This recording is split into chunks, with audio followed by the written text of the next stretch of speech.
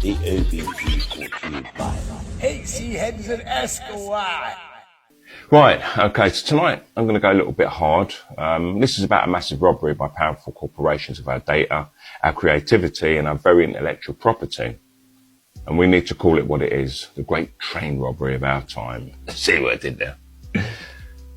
So in order for large language models to work, they train on our data in a very simple way. They scrape huge amounts of text from the internet, websites, forums, books, articles, from social media, anything that's publicly accessible, and sometimes material that wasn't meant to be public. Naughty, naughty. And they break that text into tiny pieces called tokens, which are usually fragments of words. Then the model learns patterns, how words follow each other, how sentences are structured, and how ideas connect. It doesn't actually remember whole documents. It learns statistical relationships from them. And these patterns, they become the model's weights, millions or billions of numbers that shape how it generates the new text. So to recap, LLMs read enormous amounts of human writing, they analyze patterns in it, and then they use those patterns to generate new responses. Simple. And the heist is this. Corporations have stolen our data, entire libraries of human thought scraped from the web, our blogs, our art, our writing, our conversations. They then use it to train large language models, and it isn't safe harvesting because it isn't open data. It's abstraction. It's human resource abstraction. They took it with no meaningful consent. They used it without asking. They built billion-dollar AI systems and are making people rich by vacuuming up our material. And it's material that belongs to creators, to people who never agreed to be the raw material of private profit. And this isn't just moral theft, it's legal theft. Or at least in many places it goes unchecked. However, there have been some legal battles that have set some precedents. In one major case, for example, Sarah Anderson, Kelly McKernan, and Carla Ortiz, they sued Stability AI and Midjourney, claiming that their images were scraped and used without their permission to train AI art models. And that's not a simple misunderstanding or error on the company's behalf. That's a foul. And it's a massive appropriation. And talking about appropriation, I'm wondering if these are the same people that claim appropriation doesn't exist when I bring up cultural appropriation. Or does it only apply to the mostly middle and upper class that are screaming the loudest that the fruits of their leisurely pursuits are being taken? Who knows? Anyway, Getty Images, they also sued Stability AI in the English High Court, alleging criminal infringement over millions of images used in training.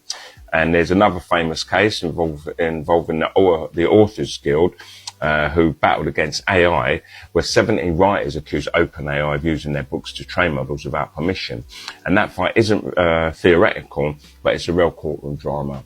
And finally, HiQ Labs versus LinkedIn, the US branch, they contested, or there was some contestation where HiQ scraped LinkedIn profiles, which were publicly accessible, to use for data analytics. And LinkedIn said no. However, the court said yes for now.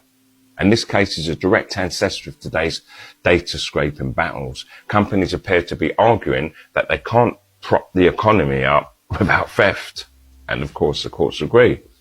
Now, creatives watch AI mimic their voices, their styles, their decades of labor without pay, without permission, while citizens discover that their personal data was quietly shoveled into machine learning data sets. And who owns knowledge? Who owns language? Who owns the stories we tell, the images we create, the jokes that we share, and the patterns of our thinking?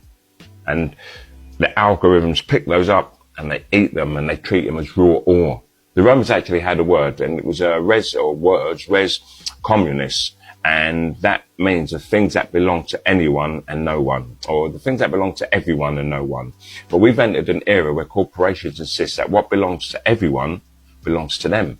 And they promise the world, but guard their models like fortresses. And they feed on the commons and then privatize the harvest. And this is the worst heist in the whole of human history, that we know of anyway. And this isn't like the great train robbery when cash was loaded into a train and carried off in sacks. That was huge, but it was finite. You could, in theory, catch the robbers and find the money and return it. But here, the goods are intangible. Words, creativity, patterns of speech, thoughts. Once they're scraped, once they're converted into model weights, they belong to the corporations, their profit and their leverage. And it's closer to the myth of Prometheus, who gave fire to humanity. But this fire isn't free to all. It's owned, licensed and monetized. Or much like the Trojan horse story that you probably know of. We built the internet, we filled it with our content, and now the tech giants have built a giant horse that's coming amongst us, and they come out and steal everything.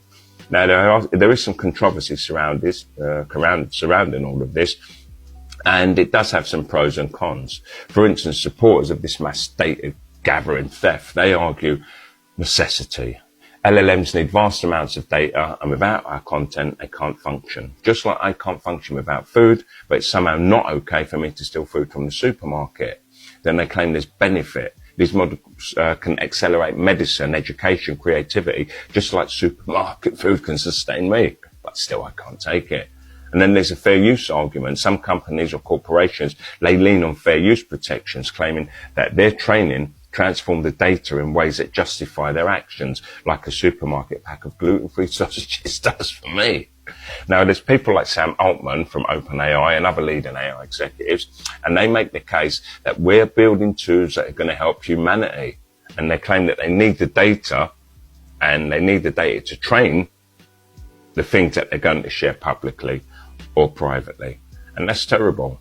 On the other side, creators, writers, artists, musicians, they see this as exploitation.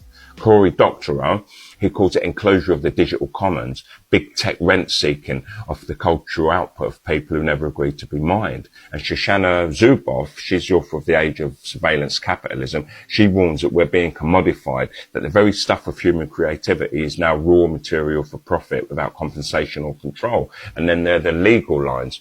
In 2025, a federal judge ruled on Anthropic's use of copyrighted books. More than 7 million were allegedly pirated, and the judge called this use of this theft exceedingly transformative, a ruling that unsettles creators who see no real payment for decades of intellectual labour. And I know I'd get a fine for liberating a single book from a bookshop for transformative purposes. And there's also a growing argument that the AI boom is a bubble. And my favourite tech critic, Citron, he has been blunt. He warns that we're building an AI empire on hype, not value, and I agree. And he cites unsustainable investment, energy costs, and murky monetization as signs that much of this will collapse under its own weight. And those critics aren't alone. Courts and creators are pushing back. Legal risk Israel, copyright risk Israel. If the AI companies keep draining our creative commons without compensation, they may build something powerful, there's no doubt, but morally hollow, as if they care anyway. So where's this leading to? If we don't change course, we're heading into a future where corporations own not just our data, but our creative legacies.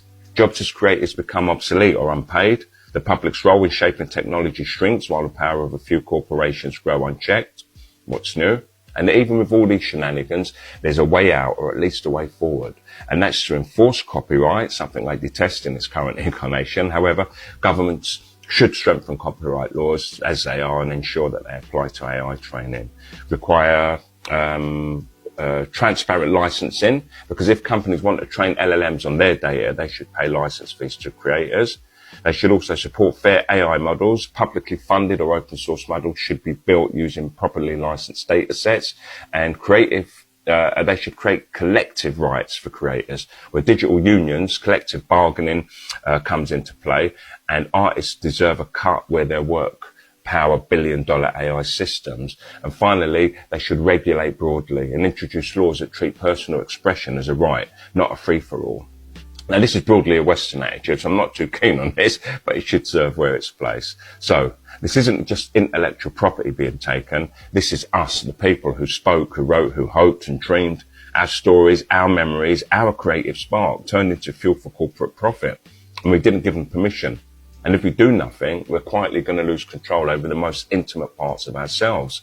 We either reclaim our data, our creativity, or we continue to be mined, commodified and erased. And this isn't just a tech issue, it's a moral one, it's a political one, and ultimately it's a human one.